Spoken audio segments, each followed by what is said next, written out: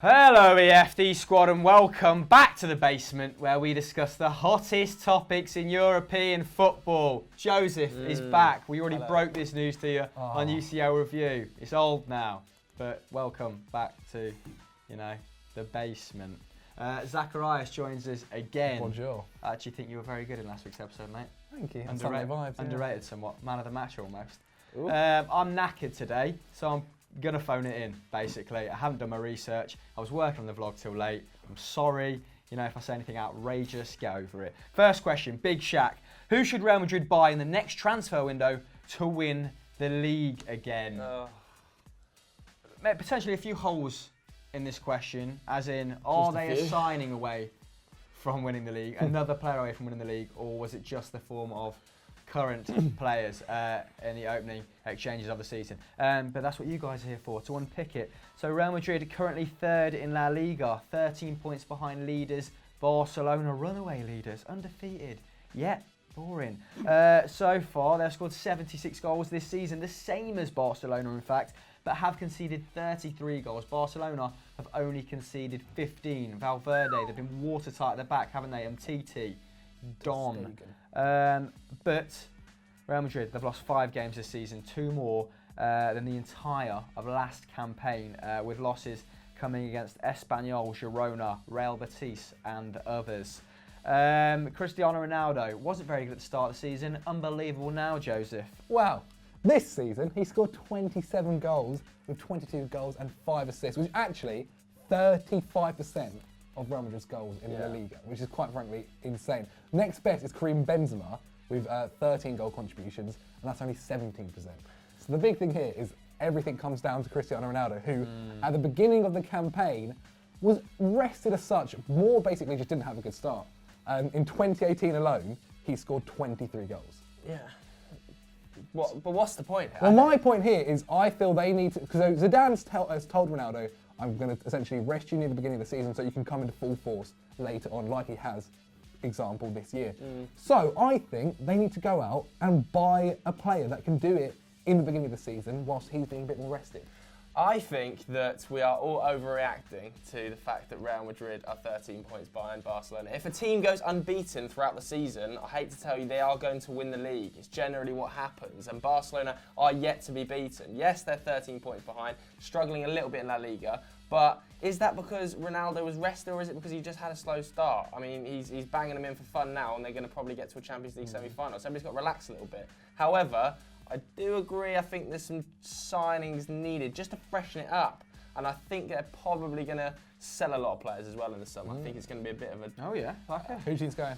I think one of the front line, Bale, Benzema, Ronaldo, will definitely leave. I don't see those three staying in particular. together. I think Gareth will probably go this summer. He's not currying a lot of favour now, is he? Benched again. That's if they can find a suitor Juventus. though, right? He's gonna demand a fairly substantial fee. He's very injury prone. We've spoken about it at length before, but I don't really see which club is going to take a chance on him, especially now United have moved for Sanchez. I think that was the most likely club. Don't see that happening now.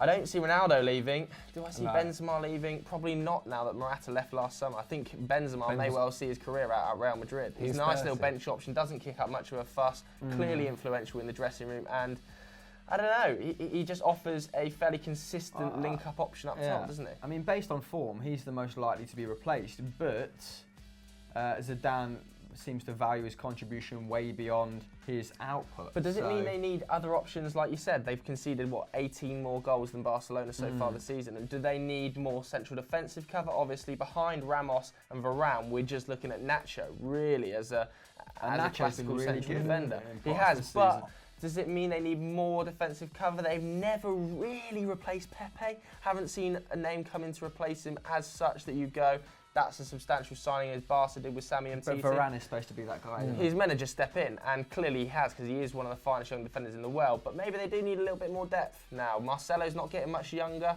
But I don't think they've been too bad, because this season compared to last season, they've not conceded any more or any less than last season. I think you're right in terms of Barcelona have just had an incredible year, and essentially that is the main reason. But I think their losses to, as you said, Girona, Real Betis and Espanyol and Barcelona, but that's obviously, are maybe to be to blame. They're having silly results against these sort of teams where you need to win to be able to win the league. Well, I mean, if your next highest goal contributor, just to go back to the question, at Real Madrid, it is 5. It is a little bit of a problem. That's a disaster for Real Madrid. You're hoping that Gareth Bale or Asensio score at least double figures in the league, aren't you? Asensio, if he's granted the minutes. Gareth Bale actually has a very good goal-scoring record. He does. Well, had one prior to this season. So going from, was it 25, near enough, 20-something to 5, it doesn't bode well if you're going to concede at that rate. So I actually think that there's players at the club who should be chipping in more, and they don't necessarily have to go shopping for that player. Isco, Asensio, I mean, if they get rid of Gareth Bale, then that's going to free up a huge chunk of wages, like you said, and they'll get a sizable fee for him. As you said, finding the suit is going to be the difficult issue. Maybe Thomas Tuchel will take him at PSG. Apparently Thomas Tuchel has signed a deal with PSG this morning. Apparently. But I don't really have an interesting question to this. I think Keylor Navas going to Arsenal was potentially the most interesting thing I've heard coming out of Real Madrid of late. Apparently he's considering a deal from them, according to papers in Spain. But I think he's been unbelievable this season, as he was in the Champions League. So defensively, the team lines itself up, doesn't it? I actually saw, though, one interesting move that did kind of catch my attention. I think it was on the front cover of Marca about 2 days ago. And it was obviously the Isco rumour of him saying that he struggles a little bit with Zidane's team, doesn't know what he needs to do to get in the side. And they said that Guardiola has already personally approached Isco over a potential move to Manchester City. That would be a phenomenal move. I mean, they've got enough playmakers Jesus already. Christ. I don't know where he'd fit, but I think Pep would find a way, but it would be exciting. That'd be the death knell for Bernardo Silva. That's a mad loss for Real Madrid. Probably. It's a big loss for Real Madrid as well, but then... Man City would be willing to pay out of the arse. Manchester's...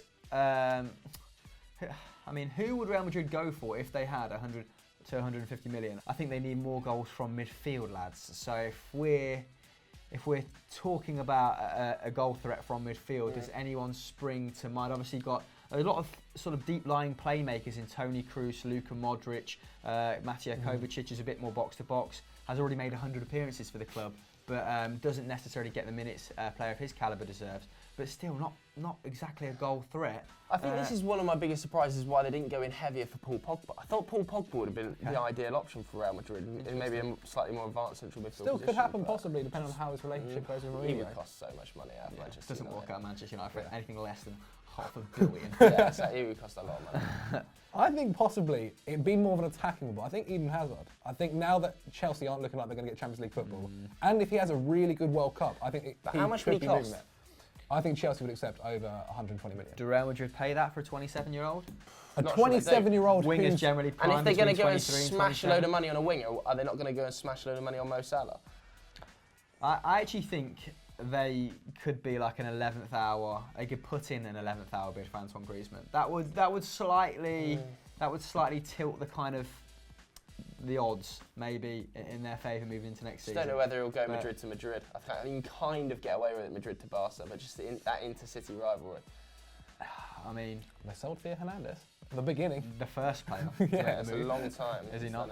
Yeah, I know, but I think big clubs are more willing to trade with big clubs now before than ever. Like, rivalry is becoming less of an issue with transfers because the money is so ridiculous. But don't know. I don't have an interesting solution to this. I think it's just a good chat about Real Madrid's transfers, to be honest. Yeah. Did you enjoy it? It's good fun. Alright, fair enough.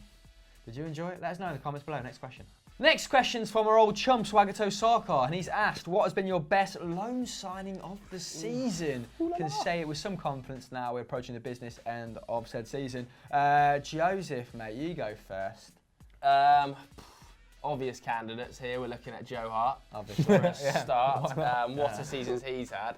No, I think outside the Premier League, there's been some big name loans, which is unsurprising. I mean, which is surprising, not unsurprising. So probably Mbappe, isn't it? Mbappe to PSG. Does it count though?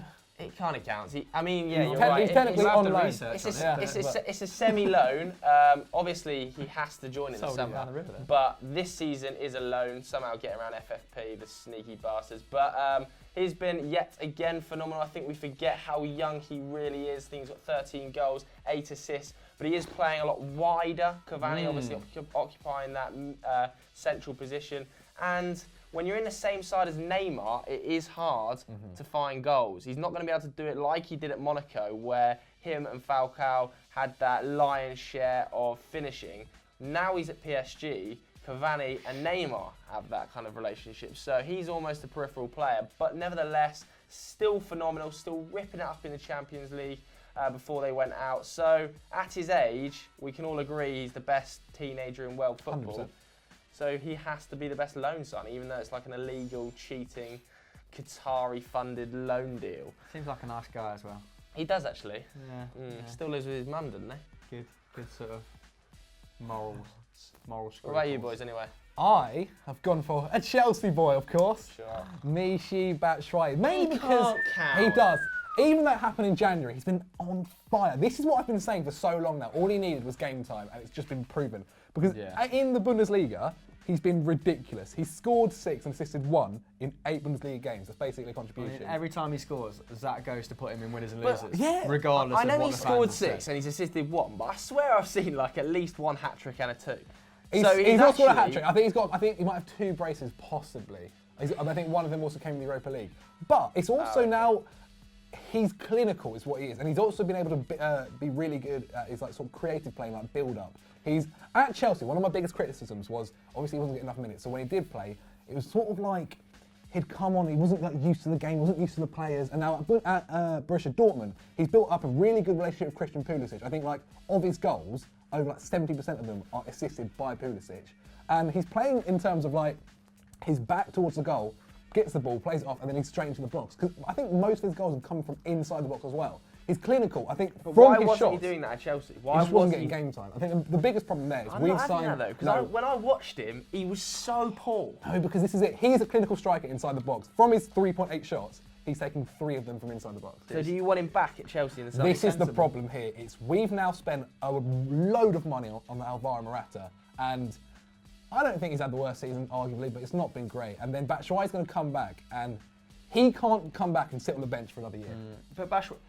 He has to either play or go. Surely it's the purchase of Giroud that is most damning about sort of Batshuayi's future at Chelsea, because if he comes back, he's still going to be behind Giroud in the pecking order, right? At least if Conte's still there, which is looking increasingly unlikely. But doesn't seem to like so it. if Max Allegri Morata, I can't see Batshuayi maybe scoring 20 goals in La Liga, like as kind of inconsistent as Morata has been. I think it's probably worth persevering with him. Like the idea of chucking him out the side for Batshuayi is a step backwards in my opinion. I kind of feel as well, depending on what manager comes. So let's say I feel like we could Allegri, play. Okay. Where his Juventus system, at times he has kind of used 2 up top, but you would say not necessarily the perfect system for Chelsea. Hazard's going to likely occupy that left-hand side, where, although we have seen Allegri, haven't we, at times use Mandzukic out wide to great effect. So is he potentially going to think, I'll use Batshuayi out left, and then I'll use Eden Hazard in a similar way to Dybala, floating inside as like a secondary striker? Possibly. That's not the worst idea. I feel like we've got so much attacking output and such a creative talent that it's not being used at Chelsea well enough in Conte's system. I do feel with a new manager, it would work better. I feel like you've lined your team with players that aren't good enough and that are going to need to be moved on fairly soon. Or Not convinced about, Drinkwater, Bakayoko. I liked Bakayoko last season, but he's been consistently bad. I'm not sure if it's the system he's playing in or if his confidence has been knocked. It's hard. Zappacosta. Or he's just not played. Never has a footballer cost 20 odd million and looked less like an athlete. Well, who than did you sign in January? Ross Barkley. And who was the Italian lad? Emerson. Emerson. He's not playing. Emerson, Palmieri, and Ross Barkley. Emerson, Palmieri? But that's a different question. Like Chelsea's Ross Barkley, but not for a side potentially who are competing. And also, I actually don't know if you League. guys saw the table of agent fees paid. Did you see how much they paid to Ross Barkley's agent? It's like, he cost, 15 million? Yeah. And they paid an extra 8.5 to Ross Barkley. Wasn't that the whole... There was a controversial element that surrounded his move. Like why he went for so cheap. Didn't he... Where did he jack in a medical? In Last at summer, Chelsea. yeah. At Chelsea. Yeah. I don't know the so ins and weird. outs of that, but maybe someone could let us know in the comments below. But I think Chelsea are going to... It's weird. I think not only have to replace their manager, but there's a lot of players that need to put their ideas up or move on. Yeah, I completely agree. Couldn't agree more. Anyway, should we go on to But yeah, usual my loan, Michy Batshuayi. Who's yours, Chris? Oh, James Rodriguez. We've sort of gone on a tangent. It's a big fan of James. At Real Madrid, I think he was a little bit underused, maybe underappreciated. I think he still contributed to a goal every other game, which is phenomenal. Yeah. I can remember in 140 appearances or so, he got 35 goals and around the same number as assists. So deadly when he started and came on from the bench. But now he's getting more minutes to Bayern. He's proving worth that lofty investment. I think they're paying Real Madrid 6 million a season for him on loan, and then 40 million at the end of 2 seasons. And they're actually paying him around 6 to 7 million euros in wages as well. But 5 goals in the Bundesliga and 9 assists suggest he's probably worth it. It means he's been involved in a goal every 90 minutes. He was actually involved in a goal every 84 minutes for Real Madrid. Like I said, killer there, maybe a little bit underappreciated, but he did tend to play against the smaller sides. He's also played more minutes this season, and that will no doubt be what he was looking for when he moved.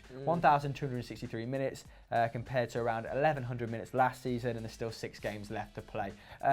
So he's getting games under his belt, isn't it? Creative numbers are still very good. He's laying on 3.3 chances per game for his teammates.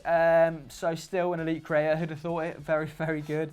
Still, and he's also been working harder. This is probably the biggest improvement he's made in his game. He's making 3 tackles and interceptions per game, which is more than twice what he was doing at Real Madrid, and that's kind of part of Bayern Munich's DNA, isn't it? Particularly Jupp Heynckes, who demands that all of his squad work extremely hard. That was one of Robin's criticisms of Carlo Ancelotti, wasn't it? That he wasn't as sort of demonstrative in the sort of work ethic he wanted to see from his players. But yeah, I'd put James Rodriguez forward.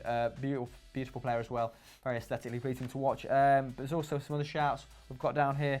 Renato Sanchez to Swansea, which must be, some sort of joke. Guedes to Valencia. Who's that? Kondogbia Kessié. You spelled Kessié wrong. To AC Milan, and Kondogbia to Valencia. But what do you think, guys? Let us know in the comments below. Our final question comes from George Hartley, and he's asked, has Diego Simeone taken Atletico Madrid as far as he possibly can? Now, we did address this some months ago when Diego Simeone reduced his contract from 2020 to 2018. He's since bumped it back up there, but a lot of papers, and we prior, have spoken about Antoine Griezmann leaving as almost inevitable. So, if Griezmann leaves, Atletico Madrid's talisman, who has 17 goals and 8 assists in 27 league games this season, will he jack it all in? Because I know he has Diego Costa now. He costs around £50 million. They've brought in a very promising youngster from Villarreal, whose name escapes me at current. So they are willing to spend. But if he loses Griezmann, and they've already struggled in the Champions League, his sort of title aspirations in La Liga are surely going to be reduced. So would that be the final straw almost for Diego Simeone? Would that prompt him to seek pastures new? One of his kind of touted destinations, PSG, as I kind of intimated in our earlier sections, looks to have been filled by Thomas Tuchel. But I suppose, one, where would he go if he left Atletico Madrid? And 2, if he stayed and had to replace Griezmann, who would it be? Take the floor, boys, Joseph. Well, I think Simeone will be really frustrated with the Griezmann exit in terms of which club he goes to. Actually, Corriere dello Sport today are reporting that Juventus are desperately trying to sign Griezmann and Cavani, which is an odd one for me. I personally think Griezmann is going to end up at Barcelona. We spoke about it a little bit before. Like you said, loads and loads of Spanish papers, loads of Spanish reports claiming it's already a done deal. That will really frustrate Simeone. He will be furious if he loses his best player or one of his best players to his most direct rival other than Real Madrid. Because I think if he'd have lost him to Manchester United, he obviously has his buyout clause, Antoine Griezmann, doesn't he, of about 100 million euros, which isn't that much for a player of his calibre. I think if he'd have lost him to Manchester United, he could have accepted it, because Manchester United, another league, don't often face him in the Champions League, well, not especially at the moment because we're not very good. But now that destination with the signing of Sanchez looks to have been closed down, really. It's going to end up at Barcelona. That will make Simeone so angry. Now the PSG destination's closed down. I think a great option for Diego Simeone would be Bayern Munich. I think Bayern Munich might well look, obviously I don't think they'll extend Jupp's contract again in the summer. I think Jupp will probably say, look, enough is enough. I've come in, I've helped you out for 6 months, I won you a league. I've done okay in the Champions League. So I think that he should go to Bayern Munich. It just It'd be a doesn't great seem like fit. a very Bayern thing for me. For them to do, like, speaking as the club, from the club's perspective, as in like if Nagelsmann is available and he's young and he's German and he's got Bundesliga experience. I kind of feel like Nagelsmann's more of a Dortmund fit. I don't think he's a big enough name for Bayern Munich. I think they almost broke the mould a little bit when they went for Carlo Ancelotti. I think when they went for Carlo, that was, in my head, that is not also a Bayern Munich move. But I kind of feel like if they're going to go for Carlo... But at least they have the Champions League angle to play with Carlo. Yeah, but equally, you've got a fair few angles to play with Simeone. He's like Galactico's superstar manager, isn't he? I think he would get the best out of a lot of those Bayern Munich players as well. I kind of feel, because he's very much a defensive kind of manager, I don't feel that would be what Bayern are looking for. They want to play nice, attractive football. Arguably, Atletico, they are good. And they did have Louis van Gaal at Bayern. So. Yeah, they had Louis van Gaal to great success as but well. For me, I kind of feel like Arsenal, possibly, depending on the whole Wenger situation, and he's always been touted to go. You say Arsenal. Bayern Munich play attacking football. He's the polar opposite to the kind of football Arsenal play. Yeah, but equally Arsenal are in a much more desperate position. Exactly, they'll take whatever superstar manager they can get to change anything. And again, Chelsea as well. But then I think if he came to Chelsea, it's a whole different new formation. Everyone's got to learn players. Whatever club he goes to, apart from Bayern, need to be signing a bunch of top players when he joins. Chelsea's not a bad fit, you know. I kind of feel like it is going to be Max Allegri there, but I think Chelsea's a pretty good fit for Simeone because him and Conte's styles aren't not simpatico, but they are far more similar than a lot of other clubs that are looking for a manager. I think he's got more of a definitive style than Allegri. Allegri's a pragmatist, as most Italian managers are, and we've seen it at Juventus, haven't we? He's played 3-5-2. He's played 3-4-3. Oh no, I mean Conte's 4-3-2-1. and Simeone's systems are very sort of similar. Yeah, but I think Allegri could bend and flex to whatever system, whereas wherever Diego Simeone goes, it's going to be defensively sound. It's going to be that. So I think Allegri is maybe for me a more well-rounded manager, but I just love to see Simeone in England. Yeah, so would amongst the pigeons. It would be class. Then we would have nearly every world-class manager. I know, it's ridiculous. All right, so let's talk about who's going to replace Griezmann then, because let's face it, Griezmann's a goner in the summer.